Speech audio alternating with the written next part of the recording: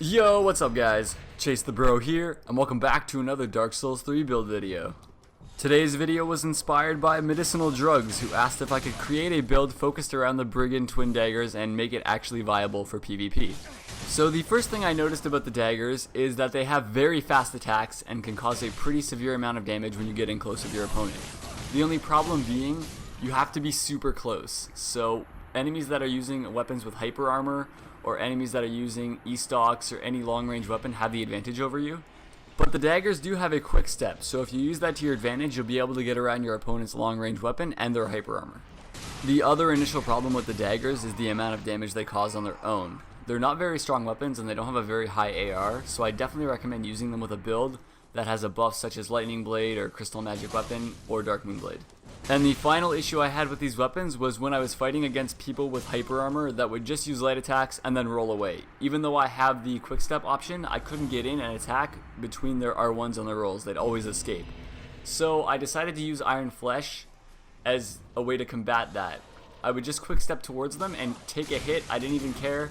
Just take their initial light attack and you're able to connect 4 of your L1s, sometimes 6 depending on when they roll, and you almost take them out in that one combo. For those of you who have never used Iron Flesh, it is a pyromancy that boosts damage absorption and resistance, and when you get attacked during it, you will not get staggered.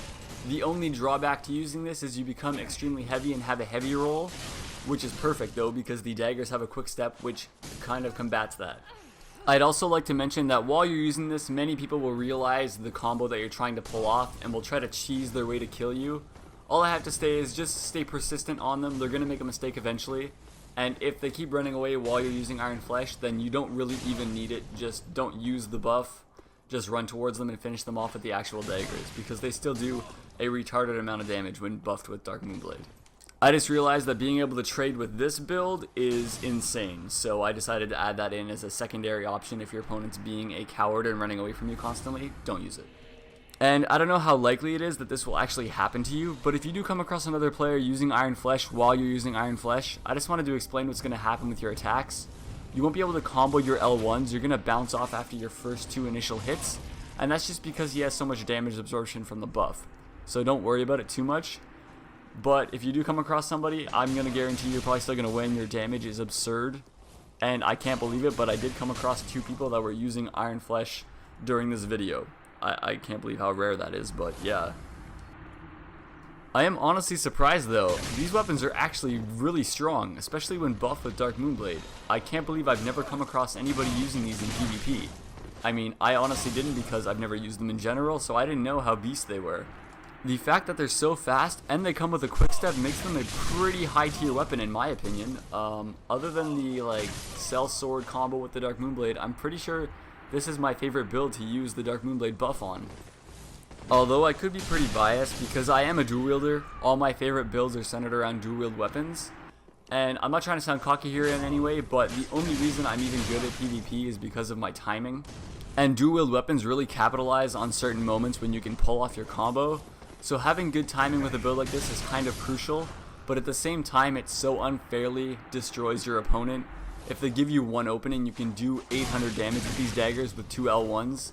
And if you're using any other dual wield weapon as well with Dark Moon Blade, you can almost kill them in one combo. So it's a little bit unfair. Well, like, it's not really unfair. I mean, you need the skill to use them, but if you're really pro with dual wield weapons, they, in my opinion, become the highest tier of weapon. That being said, these things can be parried, although I haven't been parried while using them. The timing of people trying to parry this has been off the entire time I was fighting, so I don't really know what to say, guys. I guess they're kind of difficult to parry. But yeah, guys, that's pretty much the build and the strategy around it. You can use just the twin daggers, or you can use the Iron Flesh. If you're fighting someone with a weapon that has pretty decent hyper armor, I definitely suggest Iron Flesh. Also, it's really fun to see how they try to combat your build. Most of the time they try to trade and it's an awful decision.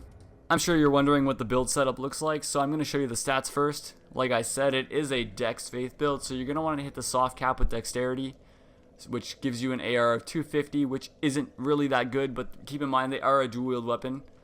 And you're going to want 60 Faith because that's the hard cap for the spell buff, and the spell buff is where a lot of your damage is going to come from.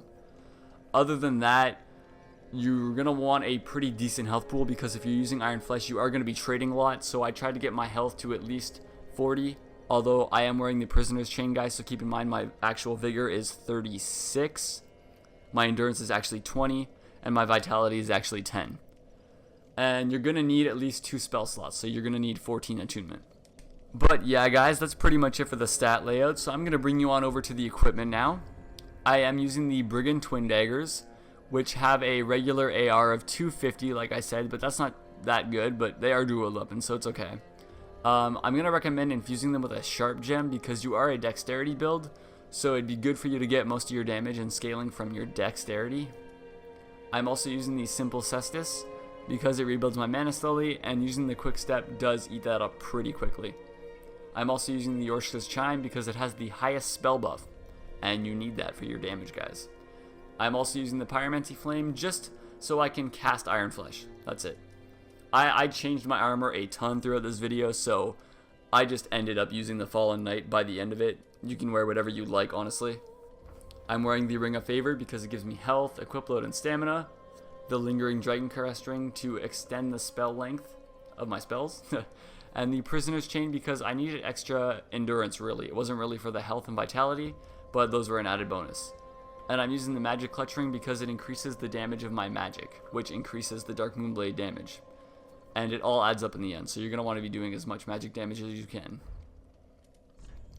And keep in mind, my AR is 250, but when I use Dark Moonblade, it becomes 520. Now that's pretty decent for a dual wield weapon, and they're daggers, so they attack super quickly. But yeah, guys, that's pretty much it for the video. If you enjoyed it, then like the video, it really helps my channel out. And also, for those of you who care, I did create a Patreon account. It's a place where my subscribers and people can go to help support me. I'm trying to get high quality gear to bring you high quality streams, so anything would really help me out.